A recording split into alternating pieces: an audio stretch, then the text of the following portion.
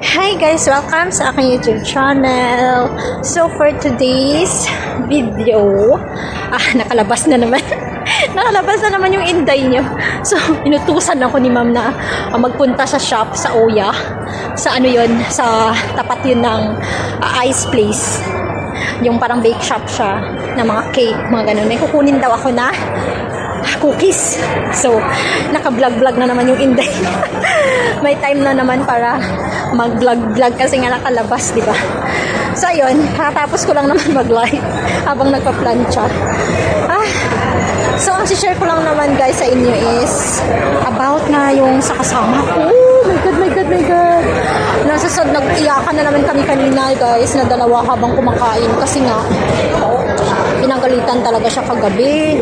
Tapos ang nangyari, sinabihan siya na 2 weeks na lang daw siya. Sabi niya, bibigyan ka namin ng 2 weeks. Sabi niya ganun. Pagkatapos, pag 2 weeks, sa 2 weeks na yan, hindi mo pa magawa yung mga gawain mo. Sabi niya ganun, about sa pagluluto. At stress na daw sila. Sumasakit na daw yung ulo nila sa kanya. Stress na daw si ma'am sa kanya. Pati yung kapatid ni ma'am na babae. Sabi, pag hindi mo pa yan magawa, sabi ganun, i-terminate ka namin, bibigyan ka namin ng 2 weeks. Sabi gano'n ni ma'am. So, nakakalungkot talaga guys. At alam mo yun, ang bigat din sa dibdib ko syempre. Ginagawa ko naman yung best ko para sa akin, sa part ko, para sa kanilang lahat. So, lahat sila gusto ako guys. Dalawang bata gusto ako. Lagi ko yung pinagpasalamat. At naiyak ako. At pinagdadasal palagi. Kasi dito sa Hong Kong, alam mo naman, so yun nga, naputol ko yung video ko at nakakaiyak na. So, ngayon guys, talagang sinabihan talaga siya. Tapos nung nag-CR na siya, sabi sa kanya ni ma'am, hindi ako nagbibiro. Sabi ni ma'am sa akin, sabihin mo sa kanya na hindi ako nagbibiro. Sabi ganun ni ma'am. Naseryoso na ako sa sinasabi ko sa kanya. Sabi ganun ni ma'am. Kasi last time, lagi di siya sinasabihan ng ganyan ni ma'am na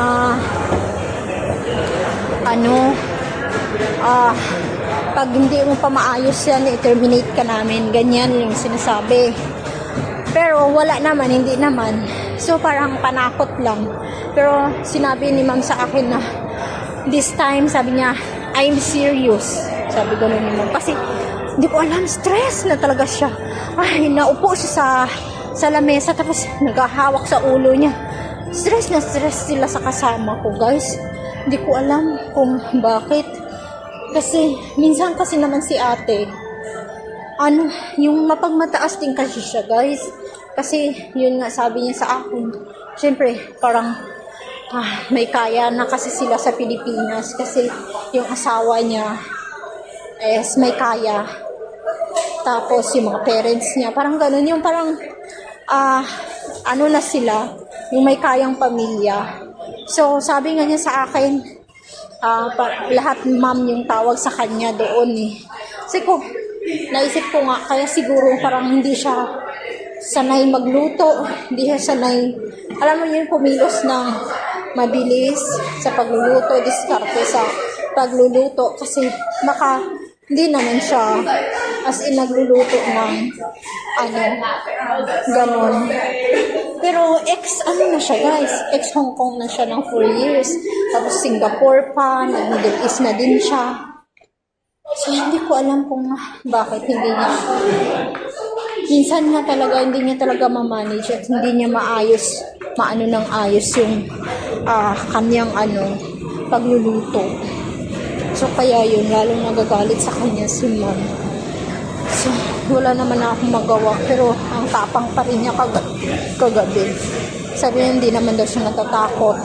Kayang-kaya naman niya yung kung i-terminate man nila siya. Ganun, nakahanda na daw siya. Kaya yun, nakakalungkot lang guys kasi iniisip ko na agad. Sabi ko, patay, kailangan ko na naman i-memorize yung mga gagawin sa alaga niya. Kasi kinalimutan ko na guys. Simula nung dumating siya, hindi na ako masyadong nag-iisip about sa panganay na anak. About sa mga activities niya. mga gamit niya. Hindi ko na iniisip yon kasi nga, syempre, nakatoka na yan sa kanya. Sa akin na lang yung iniisip ko yung sa alaga ko na 4 years old. So ngayon, pag wala siya, pag matanggal nga talaga siya, so ako na naman ang problema. Lahat na naman, balik na naman sa umpisa. Kailangan ko na naman i-manage lahat. 'Di ba? Tsaka hindi ko alam kung kukuha pa ba sila ng isa pang katulong ulit na pero parang naisip ko na, say ko parang dalawa lang kami yung pinapunta, tapos pagpipilian lang kaming dalawa kung sino talaga yung gusto nila, kung sino yung mas magaling. Parang alam mo yung nagkuha sila ng dalawang katulong para i-compare lang, tapos kung sinong magustuhan nila at hindi, tatanggalin nila, diba? Tapos yung isa na lang yung matitira, tapos yun, isa lang talaga yung matitira.